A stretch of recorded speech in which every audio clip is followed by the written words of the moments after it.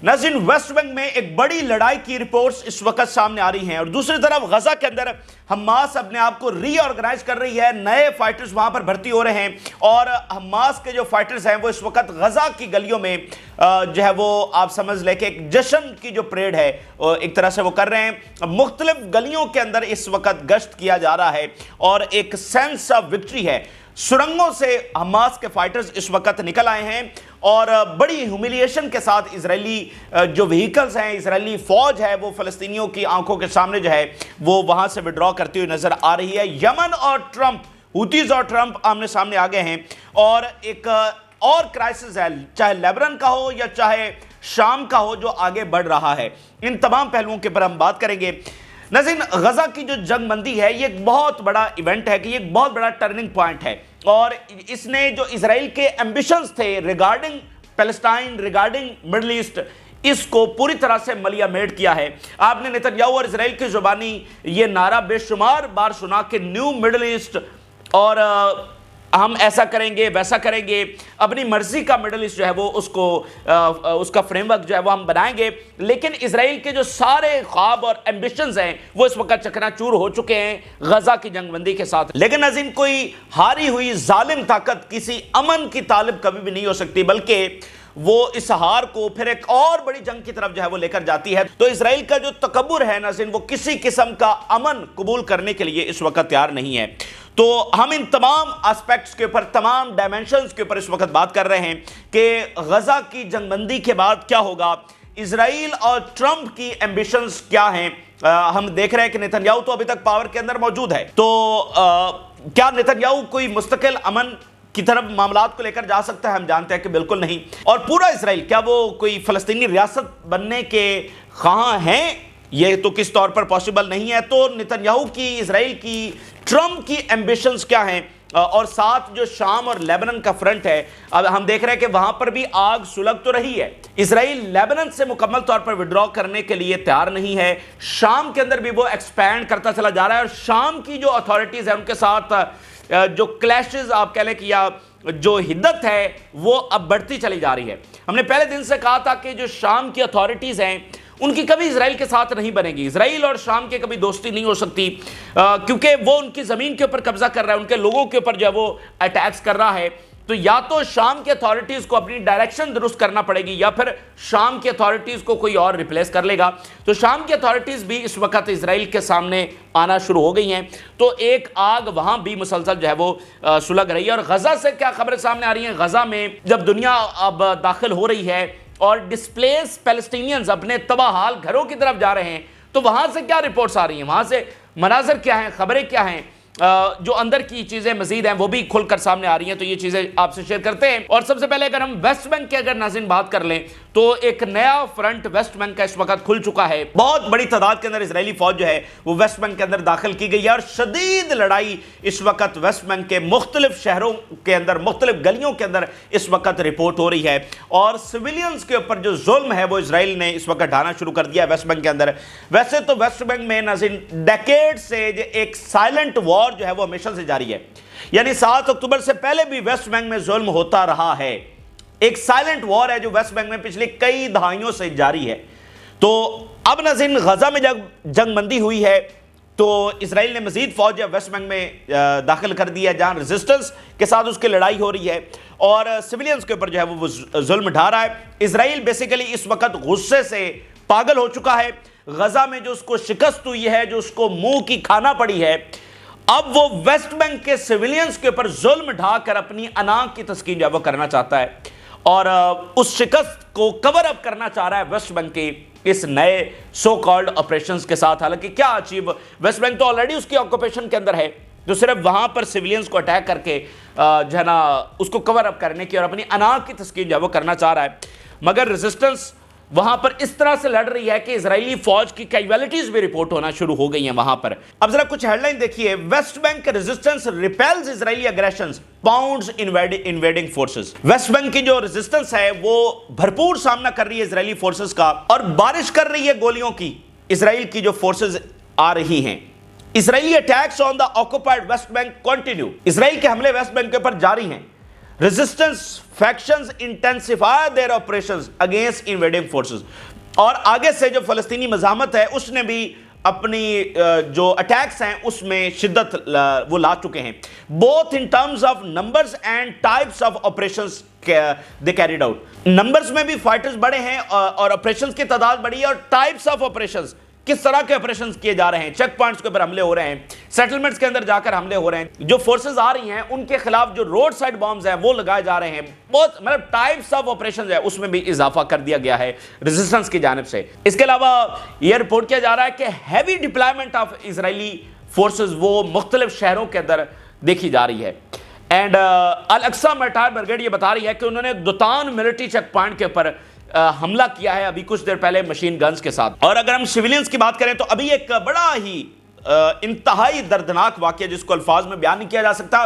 ایک شخص کو, ایک فلسطینی شخص کو اپنی بیوی اور بچوں کے سامنے جو ہے وہ شہید کیا گیا ابھی تھوڑی دیر پہلے. آپ اندازہ کریں اس ظالم طاقت کے ہوتے ہوئے مڈل ایسٹ میں کس قسم کا امن ہو سکتا ہے.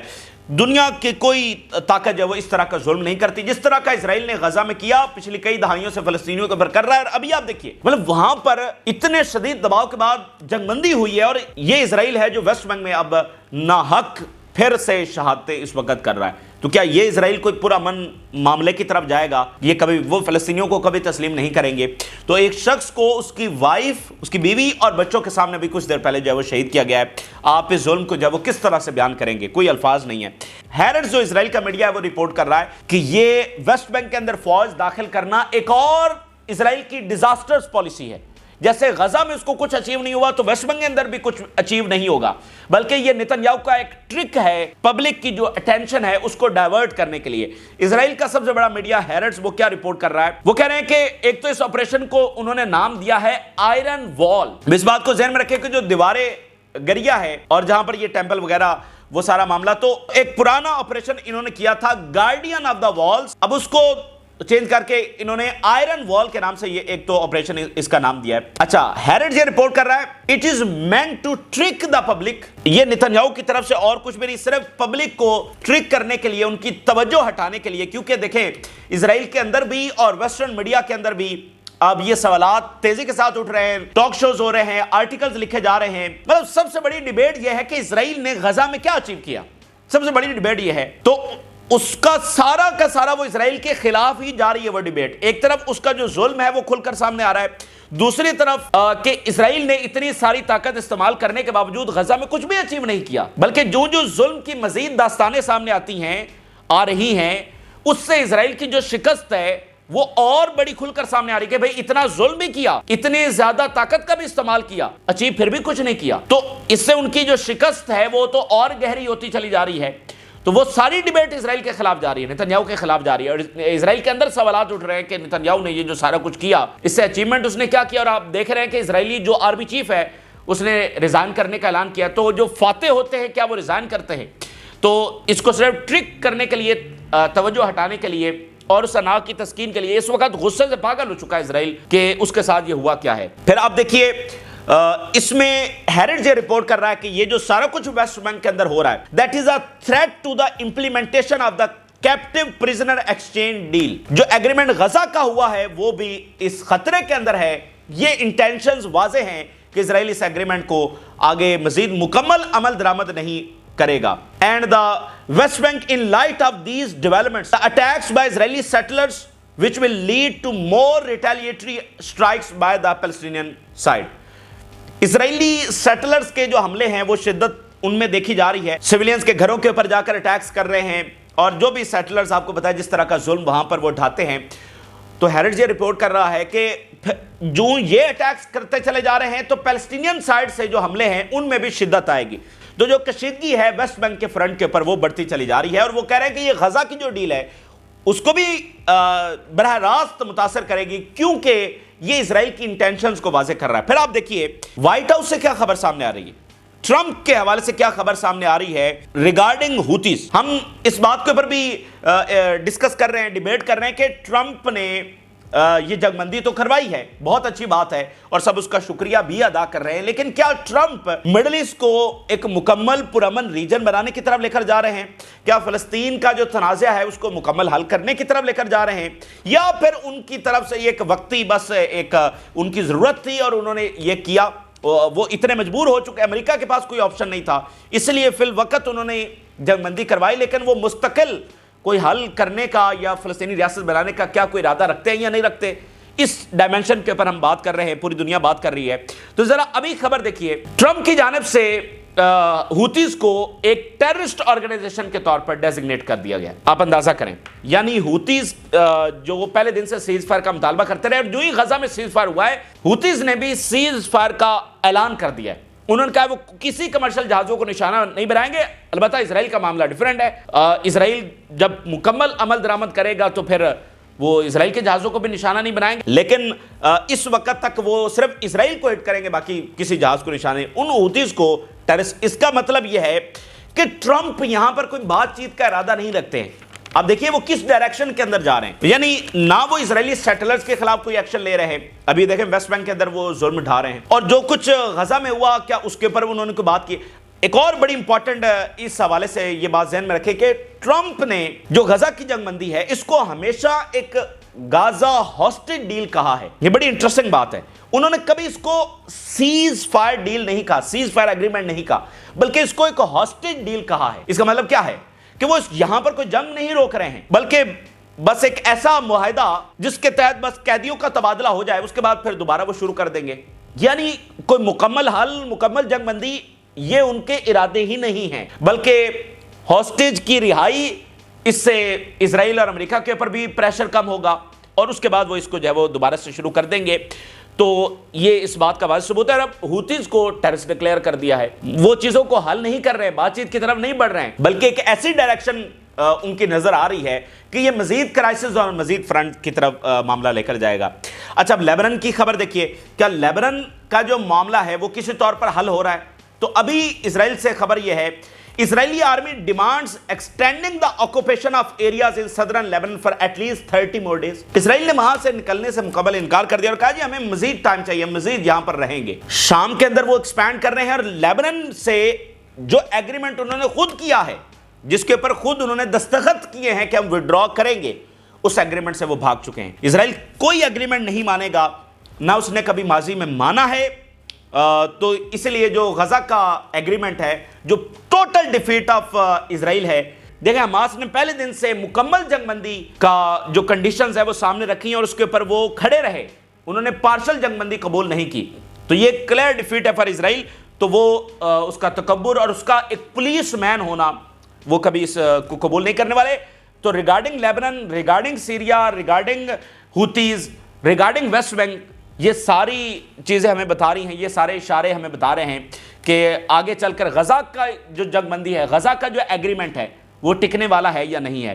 اچھا اب ذرا غزہ سے بھی رپورٹس دیکھتے ہیں کہ غزہ سے کیا رپورٹ سامنے آ رہی ہیں۔ دو طرح کی رپورٹس اس وقت غزہ سے آ رہی ہے۔ ایک تو ناظرین یہ ہے کہ دنیا داخل ہو رہی ہے، یونائٹڈ نیشن کے نمائندے داخل ہو رہے ہیں۔ ابھی خبر یہ ہے کہ ٹرمپ کے جو اسپیشل انوائس اسٹیو وٹکاف ہیں، جنہوں نے ایگریمنٹ کروایا، وہ بھی غزہ جا رہے ہیں، اور یونائٹڈ نیشن کے جو نمائندے ہیں وہ مصر کا اور وہ رفح بارڈر کا دورہ کر رہے ہیں، جو ایڈ اندر جا رہی ہے اس کو ذرا مانیٹر کرنے کے لیے۔ دو طرح کی خبر ہے کہ دنیا اندر جا رہی ہے تو میڈیا بھی آہستہ آہستہ مزید جائے گا، تو چیزیں سامنے آ رہی ہیں کہ غزہ میں ایکچولی کیا ہوا، جو ڈیتھ ٹول تھا کیا اتنا ہی تھا یا اس سے زیادہ۔ ایک تو وہ چیزیں جو ہے وہ سامنے آ رہی ہیں، اور جشن ہے جو فلسطینی ریزسٹنس فائٹرز ہیں وہ سرنگوں سے نکل آئے ہیں، گلیوں کے اندر گشت ہو رہا ہے، اور جو فلسطینی ہیں وہ ان ریزسٹنس فائٹرز کے لیے نعرے لگا رہے ہیں، اور ایک سینس آف وکٹری ہے وہاں پر، ٹھیک ہے۔ ایک تو چیز یہ ہے، دوسری چیز ناظرین یہ ہے کہ باڈیز ریکور ہو رہی ہیں، یعنی ساتھ ساتھ یہ دکھ بھی ہے، ان کا دکھ جو آلریڈی چلے گئے،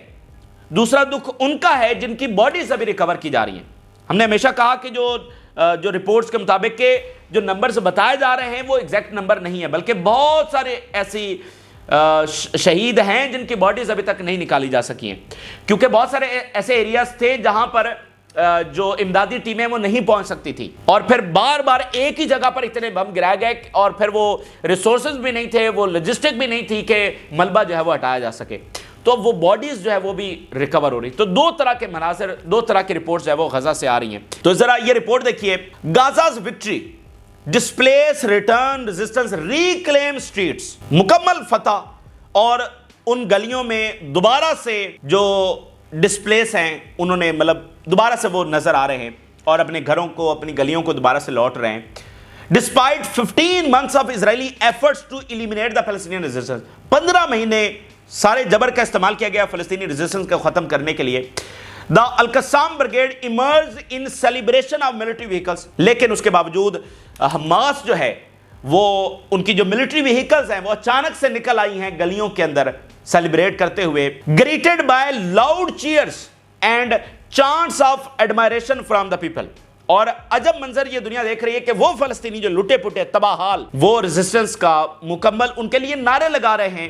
and in the چانٹس of admiration کہ ان کی بہادری اور عظمت کے نعرے فلسطینی سیویلینز کی طرف سے جو ہے وہ لگایا جا رہا ہے. یہ عجب منظر جو ہے دیکھا جا رہا ہے. آگے ذرا اس رپورٹ کو دیکھیے کہ after 470 days of relentless Israeli bombardment, 470 دنوں کی نہ ختم ہونے والی اسرائیلی بمبارڈمنٹ کے باوجود غزہ ایمرجڈ وکٹوریس. اب یہ وہ رپورٹس ہیں جو ہر طرف سامنے کھل کر آ رہی ہیں. ویسٹرن میڈیا بھی لکھ رہا ہے, اسرائیلی میڈیا بھی لکھ رہا ہے کہ غزہ اس میں فاتح ٹھہرا ہے اور اس کو ڈائیورٹ کرنے کے لیے وہ ویسٹ بینک کا آپریشن جو ہے شروع کیا گیا. Its people resilient in the face of brutality. Israel کی جو بروٹیلٹی ہے اس کے سامنے فلسطینی جو ہیں وہ ریزیلینٹ رہے, کھڑے رہے.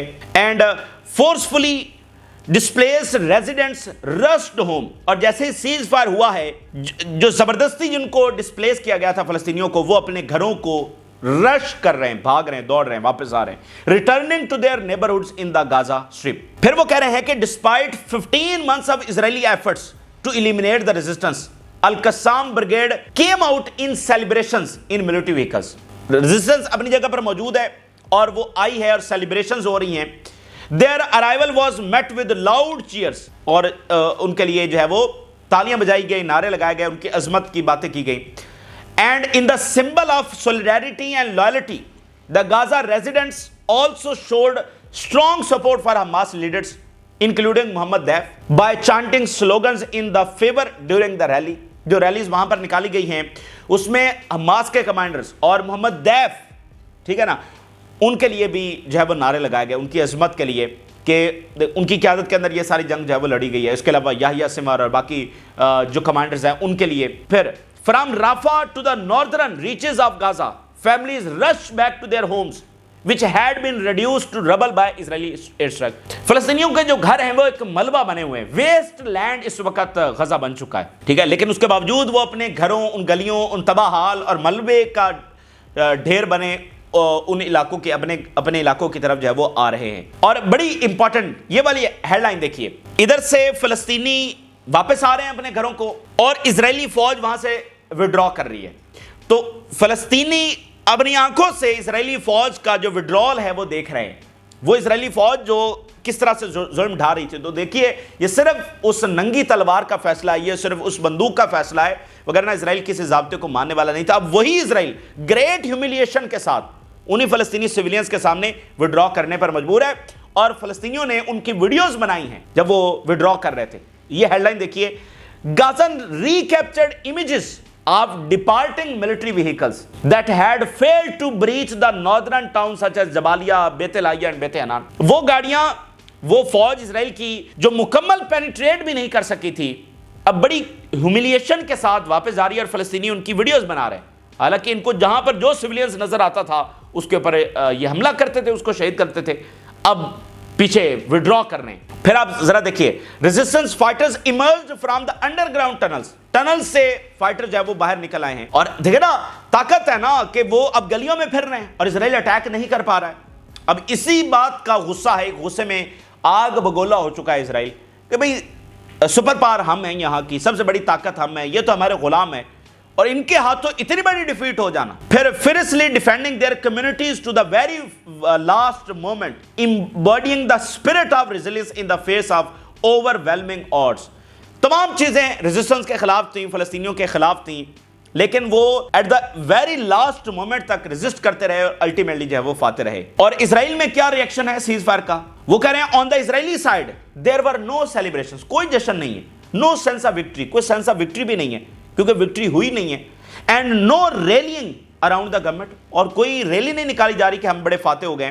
دیکھیں نا، وہ تو غزہ میں سیٹلمنٹ بنانے کا پلان کر چکے تھے، تو اب اسرائیل کو وہاں سے نکلنا پڑ رہا ہے. Instead there was widespread anger and opposition to the agreement، بلکہ شدید غصہ ہے اسرائیل میں، with many viewing it as a concession with reinforcement Hamas status as the victor in the war. Hamas اس میں فاتح ہے نہ کہ اسرائیل. اینڈ اسرائیلی جنرل ایک لکھ رہا ہے Hamas is the victorious. Israeli major general admitted that the war ended in resounding failure for Israel and declared Hamas as the victor. تو یہ جنگ جو ہے وہ اسرائیل کی شکست کے اوپر ختم ہوئی. اور دوسری جو میں نے بات کی کہ باڈیز ریکور ہو رہی ہیں، ابھی رفح اور خان یونس سے 50 باڈیز ریکور ہوئی ہیں. ایسی کئی باڈیز ہیں جو جگہ جگہ سے ریکور ہو رہی ہیں.